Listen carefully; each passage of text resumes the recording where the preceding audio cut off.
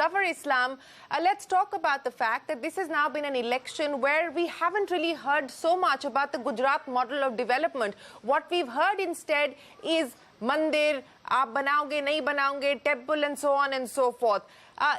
Is this a tacit acknowledgement on the part of the BJP that that line of attack would not fly, given the fact that when it comes to physical infrastructure, it might be a different story, but when it comes to social indicators, there is a serious problem in the state of Gujarat? Shereen, two things. First of all, we are not hesitant to accept that the Honorable Prime Minister is a Karyakarta of Bharatiya Janata Party, is the most adorable, most popular face of Bharatiya Janata Party, and is the most adorable face in Gujarat as well. And he is son of a soil, and he is somebody who has been most respected by the people of Gujarat. Maria just reminded me what I have studied in physics long back when I was a student in school of centripetal force and centrifugal force.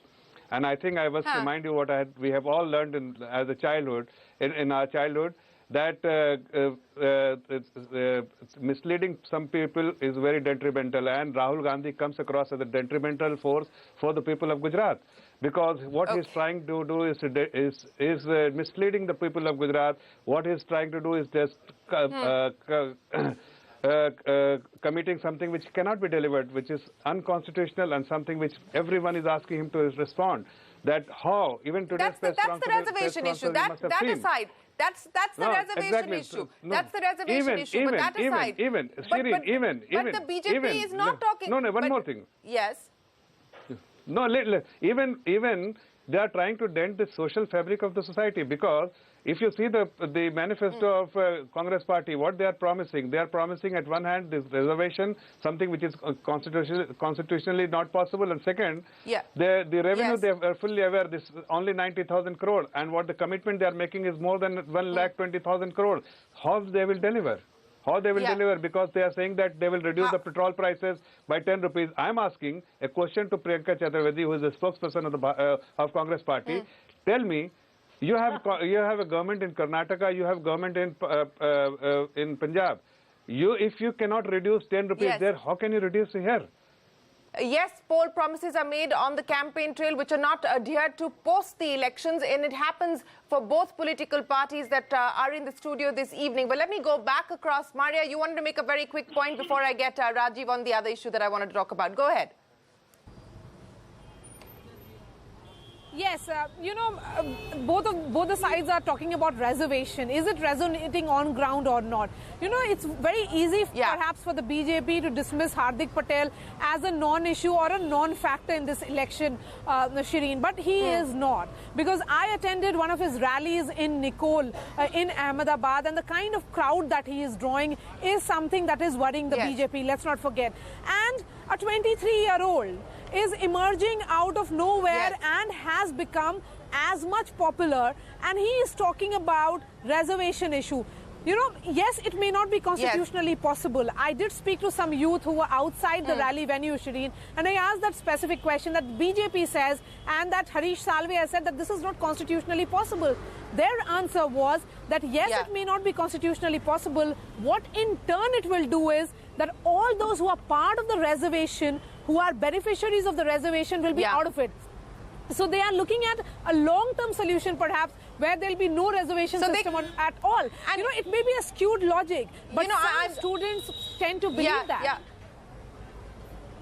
Yes, and I'm glad that you brought up the Hardik Patel question, because let me put that across to Rajiv Pathak. Rajiv, has the BJP erred in underestimating the power of Hardik Patel? As Maria pointed out, here's an audacious 23-year-old. He's fearless. He's been campaigning relentlessly. He's drawing the crowds. He seems to be connecting with the audience. In fact, people are making a comparison between him and what we saw here in Delhi with Arvind Kejriwal and the rise of the Aam Aadmi Party. The question is Hardik Patel going to play spoiler?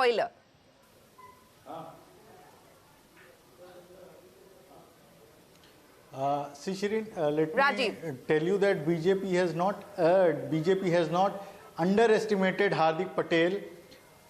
BJP has completely estimated that Hardik Patel is going to dent their core vote of Patidar vote bank. Okay. And that's why for past 4 or 5 months, they have been continuously trying to woo the other groups that are OBC groups, tribals, and they are also trying to target some Muslim votes, particularly Muslim women votes. So they are trying to somehow they know that some of the Patidar votes are going away from them. So they are also trying to compensate that with other groups. So they are not underestimating, but just that they don't want to talk about that.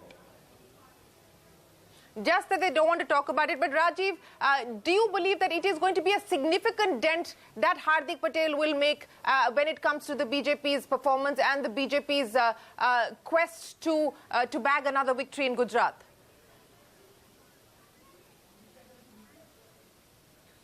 See, to get the answer, we will have to wait till 18th because yes, absolutely. It is a known fact that Hardik Patel is a popular face in the Patidar sector. He is drawing huge crowds. His Facebook lives are being viewed by, say, 20,000, 25,000, 30,000 people regularly. So, yes, he is a force. But just see, today also Hardik Patel said that if you don't want to bring Congress to power, you are free to throw them away in 2022. But just give them a chance. So, he also has a little bit of skepticism that whether his supporters will prefer Congress or not. To get the answer, we'll have to wait till 18th. We will have to wait to the 18th. But Priyanka Chaturvedi, respond to the dilemma there perhaps that is going to be in the mind as far as voters are concerned. And the Congress clearly seems to want to bet on the Hardik Patel magic. You know, one of the, one could say the positives that's being talked about during the course of this election campaign is that Rahul Gandhi hasn't played hardball, whether it was with Hardik Patel or Alpesh Thakur or Jignesh Mavani. He's given them what they were looking for because, you know, clearly he seems to believe that they're on to something on the ground, Priyanka Chaturvedi. Hardik Patel, is that going to be the big X factor for the Congress? See, firstly, Hardik Patel is as much a son of the soil as Mr. Narendra Modi claims himself to be. So are Jignesh and Alpesh. So these are the people who have managed to, you know, draw a huge amounts of crowd and also command a lot of respect. As with due respect to your ETV editor who is speaking for, you know, who's talking about what he feels will happen on ground. Zafar Islam, is Hardik Patel going to be your biggest obstacle in Mission 150? Shereen, honestly, we don't see any obstacles. This time again, we will have a thumping win with thumping majority. The comment that came in from Zafar Islam, "Hum to doobenge, tumhe bhi le doobenge, Sanam." What happened in UP is going to repeat itself in Gujarat as well. Very quickly before I go to Maria. Priyanka. You know, they can live with this overconfident, arrogant, and brazen attitude. They are more than welcome to live with that. They must understand that this arrogance, this brazenness, and this overconfidence is what is going to work as star campaigning material for the Congress party. And 18th will be a proof of that. Maria, go ahead. Yes, Shereen, you know, the fact that the BJP looks at Hardik Patel as an important factor came in the fact that the number of Patidar tickets, the number of tickets that have gone to Patidars, that is much more than the Congress. So the BJP understands that there is someone who is snatching away that core constituency that the BJP had. Because the BJP leaders may continuously be saying that, you know, the greatest or the biggest, you know, Patel leader after Sardar Patel was Keshubhai Patel. And look what happened to him in 2012 when he formed the Gujarat Parivartan Party and he contested, he was reduced to 2. But then no, this is a man who is talking about resentment. He is talking about an emotive issue such as reservation. And yes, he's a street fighter. So it's almost like a narrative which is getting him the maximum optics. Priyanka Chaturvedi, respond to the comment that I made at the start of the program that this is also an election which has seen the emergence of a new Rahul Gandhi. There is a new style in which Mr. Gandhi has campaigned during the course of the Gujarat campaign trail. The manner in which he's choosing to address specific issues pertaining to the economy, very consciously stating that he will not make personal attacks, the decisive action against Manishankar Iyer. What has changed, and How is this now going to set the direction? What happens on the 18th is another matter altogether, and that perhaps will either take away from his presidentship at the start or will add to it. But what is the direction now that Mr. Gandhi seems to be setting for the Congress party at the end of this campaign? So very clearly, he is setting an agenda in place for the party to follow, and hopefully for other political parties to follow too, as far as not indulging in personal attacks is concerned, and consistently talking on issues which the Bharatiya Janata Party has clearly avoided right through the Gujarat campaign. And decisive leadership, when someone speaks out of turn, is also being held accountable. While you have the BJP spokespeople like Zafar, you have a GVL and Rahul who uses all kinds of language, all kinds of words. If you notice, Shereen, Rahul Gandhi's entire campaign has been on issues that impact the people of Gujarat and how it has severely impacted and dented the economy of Gujarat. While on the other hand, you have the Prime Minister and all the ministers who are campaigning in Gujarat who have been only personally attacking Rahul Gandhi and Mrs. Sonia Gandhi. So this is going to be boomeranging on them because they have indulged in slandering and undermining various offices, whether it is the ex-army chief, whether it is the former prime minister.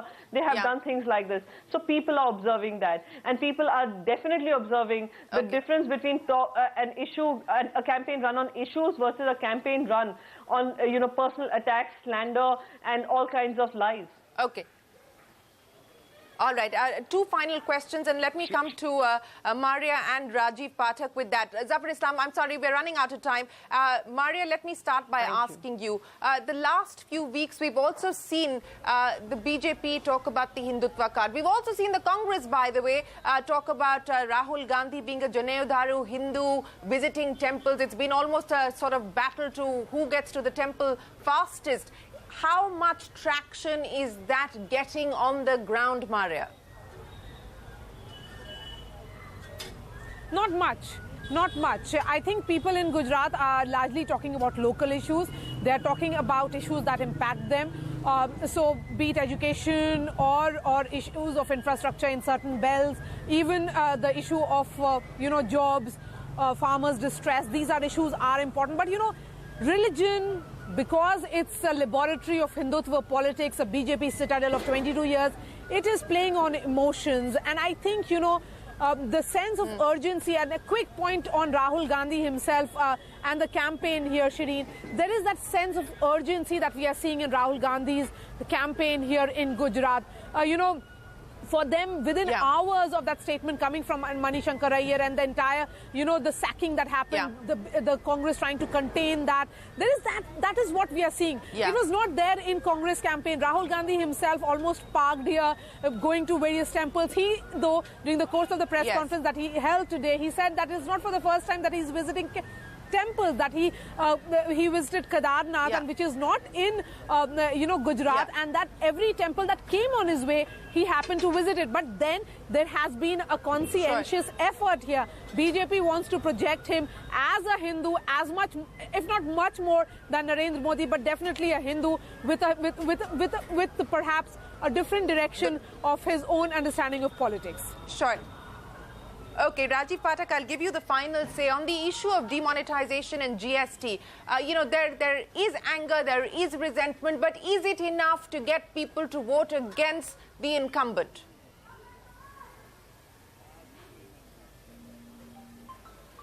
See, demonetization, frankly speaking, I don't think is an issue anymore. But yes, GST caused quite a big resentment among the trader community in Gujarat. But BJP, that's why before the election, they tried to reduce the rate of tax on most of the subjects that were used to be in 28% circuit. They have reduced it to 18%. So definitely GST weighed very much on BJP's mind also, that this resentment can cause them a little bit of damage. All right, can cause them a Shereen, little bit of damage. How much? We will only know. 10 seconds, exactly 10 seconds, Zafar. Completely out of time. See, Shereen, neither demonetization nor GST is an issue in Gujarat at all. What is more important for everyone there to see that the people of Gujarat wants to respect the dignity of the Honorable Prime Minister, which has been dented by Congress party, and they have ridiculed, they have insulted him, and they will get a befitting reply on 18th, and it is very evident from the fact the body language of people of Gujarat that they want to teach a lesson who has absolutely no presence in Gujarat. All right, we will find out then on the 18th which way Gujarat decides to vote. Priyanka, Zafar Islam, Rajiv, Pathak and Maria Shakil, appreciate you joining us here on the CNBC TV18 special as we count down to the big counting day.